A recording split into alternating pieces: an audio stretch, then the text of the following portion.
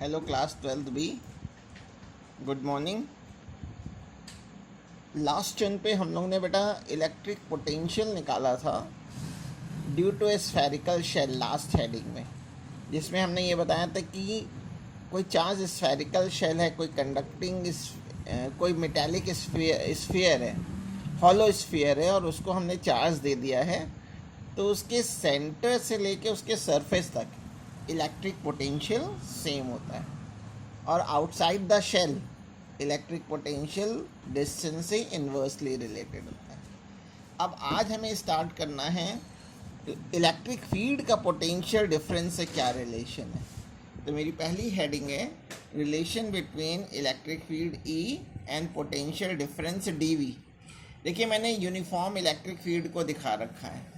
Uniform electric field की क्या पहचान होंगी? लाइंस आपस में पैरेलल होंगी और इक्वल डिस्टेंस पे होंगी। और इस पे मैंने एक टेस्ट चार्ज को रख दिया है A पॉइंट पर।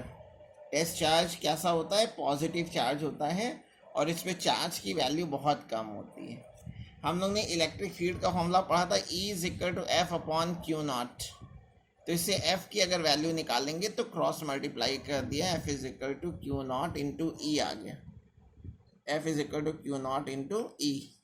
ठीक है, तो सबसे पहले मैं क्या कर रहा हूँ कि ये देख रहा हूँ कि टेस्ट चार्ज को जब इलेक्ट्रिक फील्ड में रख देंगे तो क्या होगा। जब कभी भी पॉजिटिव चार्ज इलेक्ट्रिक फील्ड में रखा होता है तो उसमें फोर्स उसी डायरेक्शन में लगता है जिधर इलेक्ट्रिक फील्ड है। तो इलेक्ट्रिक फील्ड की डायरेक्शन टूवर्ड्स राइट है, तो फोर्स जो लगेगा टूवर्ड्स राइट लगेगा। तो मैंने वही लिखा है, when test charge Q0 is placed at a point A, then force F= formula हो जाएगा Q0E वाला फॉर्मूला लिख लिया। अब मैं इस टेस्ट चार्ज Q0 को A से B पॉइंट तक डिस्प्लेस कर रहा हूँ dr डिस्टेंस। तो देखो बेटा, फोर्स राइट साइड में है, डिस्प्लेसमेंट लेफ्ट साइड में है। तो फोर्स और डिस्प्लेसमेंट के बीच का जो एंगल हो गया वो 180 डिग्री है, ये दिखा रखा है।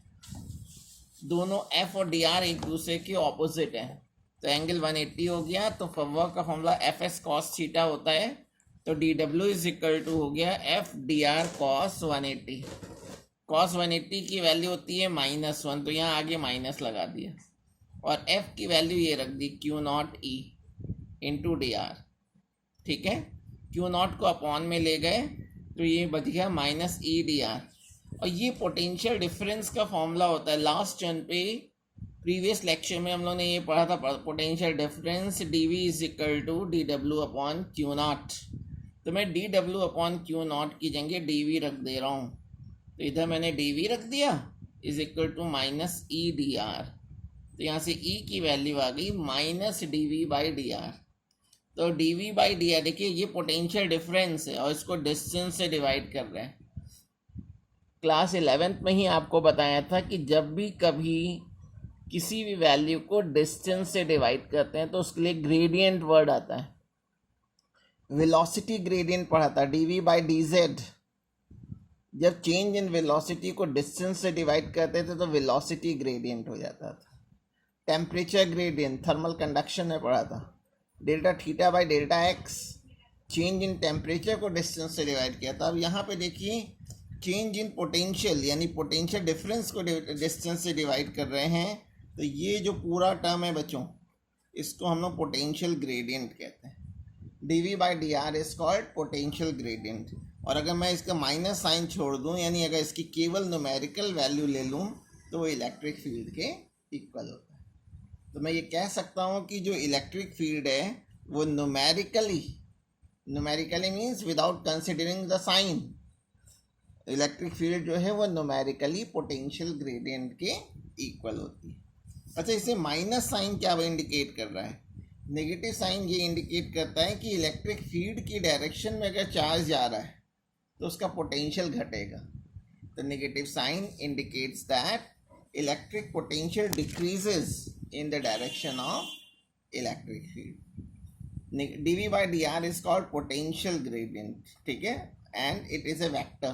भाई इलेक्ट्रिक फील्ड वेक्टर क्वांटिटी है, और electric potential gradient numerically electric field के इक्वल होता है, तो वो भी वेक्टर हो जाएगी। नेगेटिव साइन क्या इंडिकेट कर रहा है कि पोटेंशियल डिक्रीज करेगा इन the direction of electric field. अब यहाँ एक वर्ड आ गया है पोटेंशियल ग्रेडियंट। तो पोटेंशियल ग्रेडियंट भी हमें पढ़ लेना चाहिए क्या होता है। पोटेंशियल ग्रेडियंट क्या होता है, dv बाई डी आर से इसको डिफाइन करेंगे, ठीक है ना। Change in potential with distance, या change in potential, the ratio of change in potential to the distance is called potential gradient, या इसको पोटेंशियल डिफरेंस भी बोलते हैं और पोटेंशियल ड्रॉप भी बोलते हैं। तो potential drop per unit distance या per unit length is called potential gradient. और इसकी जो है एसआई यूनिट क्या हो जाएगी, पोटेंशियल ग्रेडियंट को मैंने शॉर्ट में पीजी से लिख दिया, लिखा नहीं जाता है, आप जब भी लिखेंगे तो पूरी लैंग्वेज लिखेंगे, वोल्ट पर मीटर। तो बेटा जब हमने इलेक्ट्रिक फील्ड बताया था और इलेक्ट्रिक फील्ड की यूनिट बताई थी न्यूटन पर कूलम, तो उसके साथ मैंने एक या ली हुई यूनिट लिखी थी और आपको कहा था कि ये आगे आएगा, तो वो अब आ गया है। तो इलेक्ट्रिक फील्ड की दो यूनिट होती हैं, एक तो न्यूटन पर कूलम और दूसरी वोल्ट पर मीटर, ठीक है। अच्छा, तो आपको ये समझ में आ गया होगा कि इलेक्ट्रिक फील्ड जो है वो पोटेंशियल ग्रेडियंट के न्यूमेरिकली इक्वल होती है। अब नेक्स्ट हेडिंग है चिल्ड्रन, इक्विपोटेंशियल सरफेस। ये क्या होता है, क्लास 11th में हमने आइसोथर्मल सरफेस पढ़ा था, हीट में पढ़ा था आइसोथर्मल सरफेस, और वहाँ आइसो का मतलब आप लोगों को बताया था, आइसो मीन्स होता है सेम, इक्वल। थर्मल वर्ड आता है टेम्परेचर के लिए, और सरफेस तो आप जो समझते हैं कोई प्लेन, किसी भी सरफेस की जिसके हर एक पॉइंट पे टेम्परेचर सेम होता था उसको हम लोग आइसोथर्मल सरफेस कहते थे। सिमिलरली अगर कोई सरफेस ऐसा है बच्चों जिसके हर एक पॉइंट पे पोटेंशियल सेम हो, वी सेम हो, पोटेंशियल सेम हो, तो ऐसे सरफेस को हम लोग इक्विपोटेंशियल सरफेस कहते हैं। इक्विपोटेंशियल सरफेस, मैं इक्विपोटेंशियल सरफेस को यहाँ शॉर्ट में capital E, capital P, capital S symbol से लिखूंगा, जबकि ये सिंबल होता नहीं है, केवल बार बार इक्विपोटेंशियल सरफेस, इतना लंबा वर्ड ना लिखना पड़े इसलिए मैं EPS लिख दूंगा।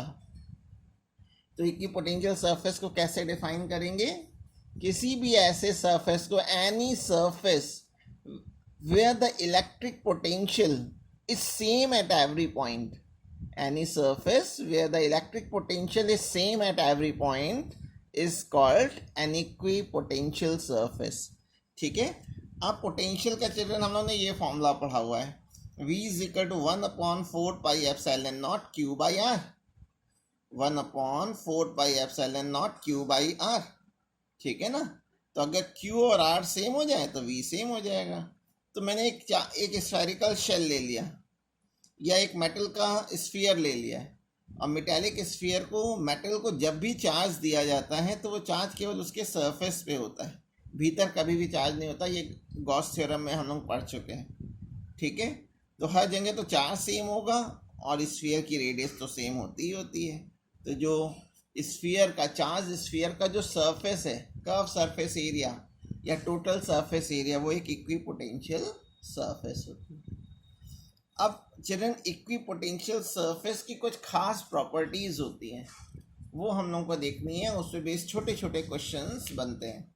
4 प्रॉपर्टीज़ होती हैं, एक एक प्रॉपर्टी को हम लोग देखेंगे। इसमें जो पहली प्रॉपर्टी है, फर्स्ट प्रॉपर्टी इक्विपोटेंशियल सरफेस की, तो ये मैंने इक्विपोटेंशियल सरफेस को EPS लिख दिया है।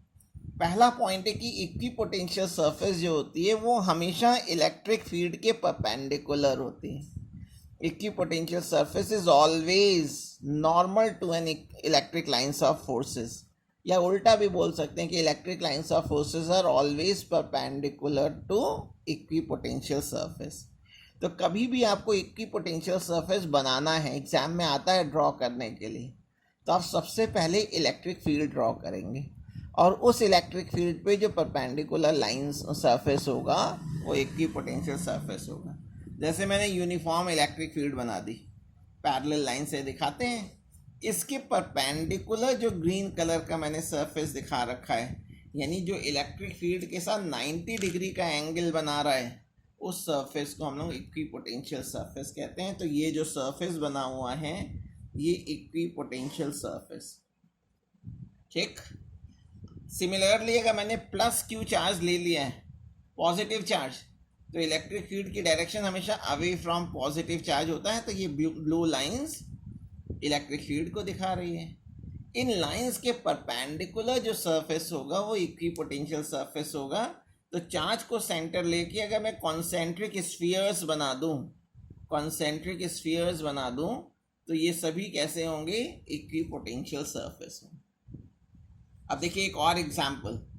अब मुझे आपको हमेशा ये ध्यान रखना है कि इक्विपोटेंशियल सरफेस इलेक्ट्रिक फील्ड के परपेंडिकुलर होगा और इसका नाम है पोटेंशियल सरफेस, कोई लाइन नहीं। अच्छा, जैसे मैंने यहाँ एक डायग्राम में दिखाया है, एक्स वाई और जेड एक्सिस दिखाई है और मैंने वाई एक्सिस के पैरेलल इलेक्ट्रिक फील्ड दिखा रखा है। इलेक्ट्रिक फील्ड वाई एक्सिस के पैरेलल है, तो इस पर इक्विपोटेंशियल सरफेस क्या हो जाएगा, देखो एक्स एक्सिस भी वाई के परपेंडिकुलर होती है और जेड एक्सिस भी वाई के परपेंडिकुलर होती है। तो हम लोग इस इलेक्ट्रिक फील्ड के परपेंडिकुलर ये पूरा सरफेस ले लेंगे, ठीक है ना। केवल एक्स एक्सिस नहीं आंसर होगा, केवल जेड एक्सिस आंसर नहीं होगा, exact plane is exact plane, ठीक है। सिमिलरली हमने यहाँ पर भी एक इक्विपोटेंशियल सरफेस बनाया हुआ है, इधर प्लस क्यू चार्ज है, इधर माइनस क्यू चार्ज। आप इलेक्ट्रिक डाइपोल समझ सकते हैं। इलेक्ट्रिक डाइपोल में इक्वल एंड ऑपोजिट चार्जेस होते हैं और अपोजिट चार्जेस अट्रैक्ट करते हैं, तो इलेक्ट्रिक लाइंस जो हैं वो पॉजिटिव से नेगेटिव चार्ज की ओर होंगी, away from positive charge towards the negative charge. इसके ऊपर हम लोगों ने कुछ कॉन्सेंट्रिक स्फीयर्स बना दिए हैं दोनों तरफ। तो ये जो पिंक कलर के जो सरफेस हैं ये सभी इक्विपोटेंशियल सरफेस हो जाएंगे। तो फर्स्ट पॉइंट में मैंने आपको ये बताने की कोशिश की है कि इलेक्ट्रिक फील्ड हमेशा परपेंडिकुलर होती है इक्विपोटेंशियल सरफेस के, यानी थीटा की वैल्यू 90 डिग्री होगी। और वर्क का फॉर्मूला आप एफ एस कॉस थीटा जानते हैं, और अगर थीटा 90 डिग्री हो तो कॉस 90 तो ज़ीरो होता है, यानी वर्क डन ज़ीरो, ठीक। इसका मतलब यहाँ से भी एक प्रॉपर्टी निकल सकती है। दूसरी प्रॉपर्टी चिल्ड्रन ये होती है कि इक्विपोटेंशियल सरफेस पे अगर कोई चार्ज है, जैसे मान लो ये मैंने एक सरफेस दिखा रखा है, ये इक्विपोटेंशियल सरफेस है और ए पॉइंट पे कोई चार्ज क्यू रखा हुआ है। इसको अगर आप ए से बी मूव कराइए, बी से सी मूव कराइए, सी से डी, कहीं भी मूव कराते रहिए, ये पूरा सरफेस इक्विपोटेंशियल सरफेस है। आपको कुछ वर्क नहीं करना पड़ेगा, इसका मतलब है कुछ एनर्जी लॉस नहीं करनी पड़ेगी, ठीक है। तो ये थर्ड पॉइंट में लिखा हुआ है कि no work is done in moving charges on an equipotential surface. इसको प्रूफ करना है तो कैसे, पोटेंशियल डिफरेंस का फॉर्मूला होता है W/Q0। अच्छा, इक्विपोटेंशियल सरफेस है तो जितना पोटेंशियल यहाँ होगा उतना यहाँ होगा, तो इन दोनों का डिफरेंस कितना आ जाएगा, ज़ीरो आ जाएगा। तो अगर मैं यहाँ ज़ीरो पुट कर दूँ, यहाँ अगर ज़ीरो रख देता हूँ तो Q0 से इसको मल्टीप्लाई करेंगे, ज़ीरो हो जाएगा, तो dW की वैल्यू ज़ीरो। यानी इक्विपोटेंशियल सरफेस पर चार्ज को एक पॉइंट से दूसरे पॉइंट तक जाने में कोई वर्क नहीं करना पड़ता, अपनी कुछ एनर्जी लॉस नहीं करनी पड़ती, यानी उसकी काइनेटिक एनर्जी कांस्टेंट होती है, ठीक है। जैसे दो इलेक्ट्रिक लाइंस एक दूसरे को इंटरसेक्ट नहीं करती, वैसे ही टू इक्विपोटेंशियल सरफेस भी एक दूसरे को कभी भी इंटरसेक्ट नहीं करेंगे। तो two equipotential surface never intersect each other, ठीक है। और जैसे जैसे इलेक्ट्रिक फील्ड डिक्रीज होती जाती है वैसे वैसे दो इक्विपोटेंशियल सरफेस के बीच की जो डिस्टेंस है वो बढ़ती जाती है। As the electric field decreases the distance between two equipotential surface increases. ये फोर्थ प्रॉपर्टी है। इस प्रॉपर्टी को मैंने यहाँ डायग्राम में दिखाने की कोशिश की है। ये चार्ज है, चार्ज के पास इलेक्ट्रिक फील्ड स्ट्रांग होगी और जैसे जैसे चार्ज से दूर जाएंगे इलेक्ट्रिक फील्ड घटती जाएगी। तो आप देखिए पहला इक्विपोटेंशियल सरफेस जो बनाया है वो तो पास बनाया है, दूसरे को जो है थोड़ा सा दूर बनाया है, अगले की गैपिंग और ज़्यादा कर दी है, फिर एक और अगली लाइन बनाएंगे तो उसका गैप इससे भी ज़्यादा होगा, काफ़ी दूर बनाएंगे। क्यों? क्योंकि इक्विपोटेंशियल सरफेस के बीच की डिस्टेंस बढ़ती जाएगी जैसे जैसे इलेक्ट्रिक फील्ड कम होता जाता है। तो ये फोर प्रॉपर्टीज़ हैं। एक बार फिर से मैं रिकॉल करा दूं 4 पॉइंट्स हैं। पहला पॉइंट है कि इलेक्ट्रिक फील्ड जो होती है वो इक्विपोटेंशियल सरफेस के परपेंडिकुलर होती है। ठीक है, electric lines of forces are always perpendicular to EPS, equipotential surface. दूसरा पॉइंट है कि टू इक्विपोटेंशियल सरफेस कभी भी एक दूसरे को इंटरसेक्ट नहीं करेंगी। थर्ड पॉइंट है कि अगर कोई इक्विपोटेंशियल सरफेस है, उस सरफेस पे अगर आप चार्ज को एक पॉइंट से दूसरे पॉइंट तक मूव करा रहे हैं तो आपको कोई वर्क नहीं करना पड़ेगा, नो वर्क इज डन। ठीक है, in displacing a charge from one point to another on an equipotential surface. Fourth point और लास्ट पॉइंट है इक्विपोटेंशियल सरफेस की प्रॉपर्टी का कि जैसे जैसे इलेक्ट्रिक फील्ड डिक्रीज होता है, दो इक्विपोटेंशियल सरफेस के बीच की डिस्टेंस बढ़ती जाती है। क्यों ऐसा कह रहे हैं? आज मैंने पहला फॉर्मूला पढ़ा है कि ई और डी आर के बीच में कैसा रिलेशन होता है, इन्वर्स रिलेशन होता है। ई अगर कम होता जाएगा तो डी आर की वैल्यू, डी आर यानी डिस्टेंस, दो पॉइंट्स के बीच की डिस्टेंस, टू इक्विपोटेंशियल सरफेस के बीच की डिस्टेंस कंटिन्यूसली इंक्रीज होती चली जाएगी। ठीक है, अब चिल्ड्रन हमें नेक्स्ट हेडिंग देखनी है electrical potential energy. Electrical potential energy ये क्या होता है? अगर दो चार्जेस हैं आपके पास और उन चार्जेस को आप इन्फिनिटी, ग्रेविटेशनल पोटेंशियल एनर्जी हम लोगों ने क्लास 11 में पढ़ा है ग्रेविटेशन लेसन में। उसमें हम लोग कहते थे कि दो मासेस को इन्फिनिटी से ग्रेविटेशनल फील्ड के भीतर किसी पॉइंट तक लाने में जितना वर्क करना पड़ता है वो उस सिस्टम की जो है ग्रेविटेशनल पोटेंशियल एनर्जी कहलाती थी। वहाँ दो मासेस को लाते थे, यहाँ मासेस की जगह टू चार्जेस को लाते हैं। वहाँ ग्रेविटेशनल फील्ड में लाते थे, यहाँ चार्ज है इसलिए इलेक्ट्रिक फील्ड में लाते हैं। तो टू चार्जेस को इन्फिनिटी से इलेक्ट्रिक फील्ड के भीतर लाकर एक सिस्टम फॉर्म करने में जितना भी हम वर्क करते हैं वो सिस्टम की इलेक्ट्रिकल पोटेंशियल एनर्जी कहलाती है। तो क्या हो जाएगा? The amount of work done in bringing two point charges, कहाँ से लाना है? फ्रॉम इन्फिनिटी, कहाँ लाना है? In an electric field at any point, जिससे कि वो पेयर बना ले यानी एक सिस्टम फॉर्म कर ले, उसको हम लोग बोलते हैं electric potential energy of that system. ठीक है, तो formula 1/4 pi epsilon not Q1 Q2 by R होता है। अब ये फॉर्मूला आया कैसे, इसको हम लोग प्रूव भी करेंगे।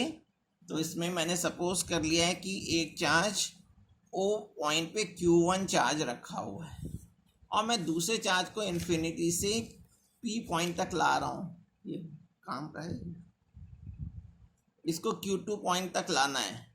ठीक है, तो अगर मैं Q1 की वजह से P पॉइंट पे अगर मैं पोटेंशियल निकालूं, पोटेंशियल अगर निकालूंगा तो क्या फॉर्मूला होगा? पोटेंशियल निकालते वक्त चार्जेस की वैल्यू विथ साइन पुट करते हैं, विथ साइन। तो फॉर्मूला होता है 1/4 pi epsilon not Q1 by R, Q1 by R। ठीक है, और अब मैं Q2 को ला रहा हूँ यहाँ पर, जहाँ पोटेंशियल जहाँ मालूम है, तो इन्फिनिटी से Q2 तक लाने में कितना वर्क करना पड़ेगा?